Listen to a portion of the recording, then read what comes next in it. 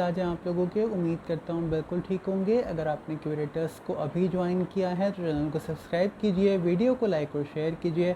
और अगर आप मल्टी डायमेंशनल अप्रोच के तहत चलने वाले इस प्लेटफॉर्म की हर वीडियो का नोटिफिकेशन हासिल करने के लिए बेल आइकन को दबाना हरगिज़ मत भूलिएगा। आज जनाब बात करते हैं सैफुल मुलुक झील के बारे में। पाकिस्तान का एक ऐसा मकाम, एक ऐसी झील जो कि बिलाशुबा पाकिस्तान की चंद खूबसूरत तरीन झीलों में जिसका शुमार होता है। और मलिका पर्बत पहाड़ नामी दामन के पहाड़ के दामन में ये झील वाक़ है। और इस झील के बारे में कई किस्से कहानियाँ मशहूर हैं, जिसका एक किस्सा कोशिश करूँगा झील इस वीडियो के आखिर में आपके साथ शेयर करूँ, तो वीडियो को एंड तक लाजमी देखिएगा। ये झील जो है वो नारान शहर से कमोबेश 13 किलोमीटर के फासले पर वाक़ है। और अगर आप इस झील के का सफ़र करना चाहते हैं इस्लामाबाद से, तो आप इस्लामाबाद से एक सड़क जाती है नारान को, उसके ज़रिए जा सकते हैं। बालाकोट से भी इस झील का सफ़र किया जा सकता है। और कम से कम 50 किलोमीटर के फासले पर जब आप इस झील से होते हैं तो गाड़ियाँ आपको छोड़ देती हैं, क्योंकि वहाँ से एक जीप के ज़रिए आप जिस झील तक पहुँचते हैं। और तो ये एक बड़ा पुरलुत्फ़ नज़ारा होता है इसका, क्योंकि ज़ाहिर सी बात है हमारे यहाँ सड़कें जो हैं वो इतनी अच्छी होती नहीं हैं। तो जब आप जीप से इस झील से कम 3 किलोमीटर के फासले पर होते हैं तो वहाँ से आप घोड़ सवारी के ज़रिए, अगर आप घोड़ सवारी का शौक़ रखते हैं तो घोड़े भी वहाँ पर होते हैं, ऊँट होते हैं, खच्चर होते हैं। तो यानी मुख्तलिफ़ जानवरों के ज़रिए आप सवारी का लुत्फ़ उठा सकते हैं इस झील तक पहुँचने के लिए। और ख़ास तौर पर मौसम सरमा में जो है वो ये एक अपने ख़ास नज़ारा पेश करती है। और ये सतह समंदर से कम 10,000 फ़िट की बुलंदी पर वाक़ है। और जो इसका जो पहाड़ है जिसके दामन में ये वाक़ है, मलिका पर्बत पहाड़, ये कम 6,000 फ़िट की बुलंदी पर है। और इस पहाड़ को अब तक कोई सर नहीं कर सका है, यही इस पहाड़ के बारे में मशहूर है।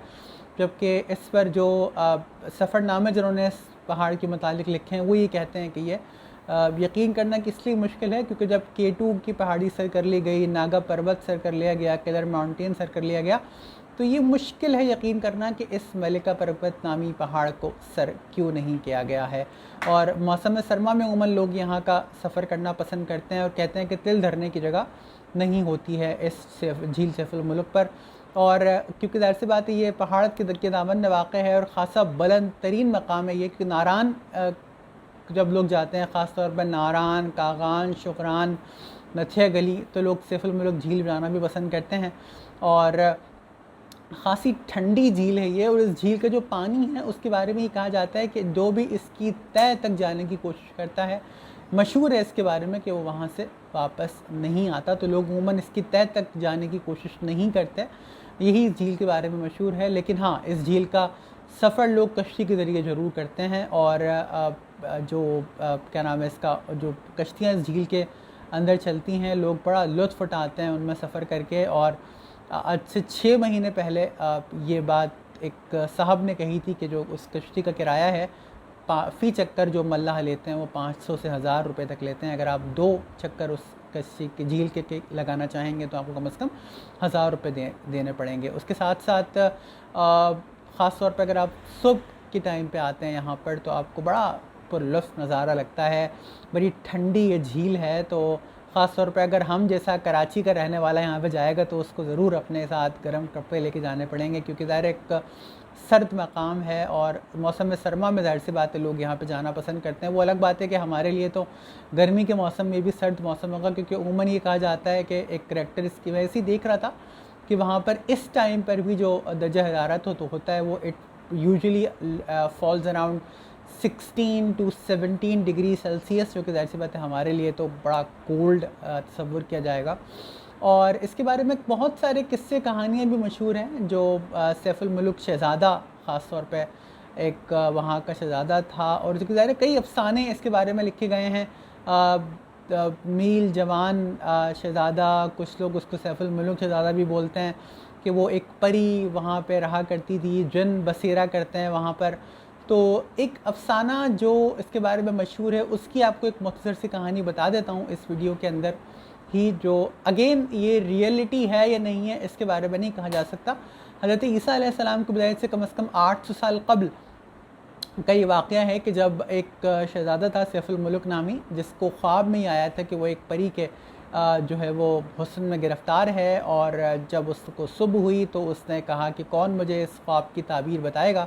तो एक इल्म नजूम ने उसको कहा कि ये जो ख्वाब तुमने देखा है इसका मतलब ये है कि एक नारान नामी जगह है, वहाँ पर तुम्हें जाके चिल्ला काटना होगा और कम से कम 12 साल का वो चिल्ला होगा, जिसके बाद तुम इस शहज़ादी को देख सकते हो जो तुमने ख्वाब में देखी थी। अदरवाइज़ यानी उससे पहले तुम इस शहज़ादी को नहीं देख सकते। तो फिर वो रफ्त सफ़र बांधता है और 12 तकरीबन कहते हैं कि एक यानी अंदाज़ा ये लगाया जाता है उस कहानी के उसमें कि 10 साल का सफ़र तय करके वो इस जगह पर आया था जिसको आज हम नारान के नाम से जानते हैं। वहाँ पर इसने एक गार में पनाह ली थी जहाँ उसने वो चिल्ला मुकम्मल किया और 12 साल का वो चिल्ला था, जिसके बाद उसने वो शहज़ादी को देखा और वो जब इसके इश्क में गिरफ़्तार हुआ। तो यहाँ पर ही एक कहानी में ट्विस्ट ये आता है कि शहज़ादी से जब इसने शहज़ादी से शादी के लिए कहा और जब उसने शादी से इनकार किया तो शहज़ादे को बड़ा गुस्सा आया, सैफुल मुल्क नामी शहज़ादे को, क्योंकि उसी शहज़ादी के जो इश्क है उसमें एक देव भी गिरफ़्तार था, जो कि ये जो मलिका पर्वत नामी पहाड़ जिसका जिक्र किया जाता है, जो कि इसी झील के साथ वाक़ है, काफ़ी बुलंद तरीन पहाड़ है जिसको अब तक सर नहीं किया गया। उसी पहाड़ पर एक देव भी रहता था। जब उसको ये पता चला कि यहाँ पे ये शहज़ादा आया है सैफुल मुल्क नामी, तो उसको गुस्सा आया और वो जैसे ही उस पहाड़ से उतर के नीचे आने लगा इन दोनों पे हमला करने के लिए, तो एक सैलाब आ गया और सैलाब से जान बचाने के लिए ये दोनों का नारान के बाज़ार की तरफ भागे। और ये वही नारान का बाज़ार है जहाँ पर अभी इस वक्त भी वो गार मौजूद है, जिसके बारे में ये कहा जाता है कि इन दोनों ने जान बचाने के लिए उस गार में पनाह ली थी और वो गार आज भी मौजूद है। और उस गार के बारे में कुछ लोग ये कहते हैं कि ये दोनों उस सैलाब से बचने के लिए उस गार में गए थे, कुछ लोग ये कहते हैं कि ये लोग गर्क हो गए थे और कुछ लोग ये कहते हैं कि उस गार में इन्होंने पनाह ले ली थी। तो अब अल्लाह जाने हुआ क्या था। तो बहरहाल जी ये कुछ किस्सा कहानी है इस सैफुल मुल्क नामी शहज़ादे और इस परी के मुतालिक जो कि मशहूर है। तो जनाब ये एक छोटी सी मैंने सोचा आपके साथ स्टोरी भी शेयर कर दूँ इस वीडियो के अंदर।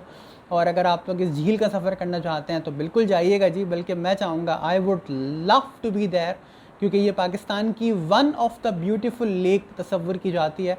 और ख़ास तौर पे अगर आप विंटर के मौसम में यहाँ पे जाएंगे तो you would love to go there and visit this place.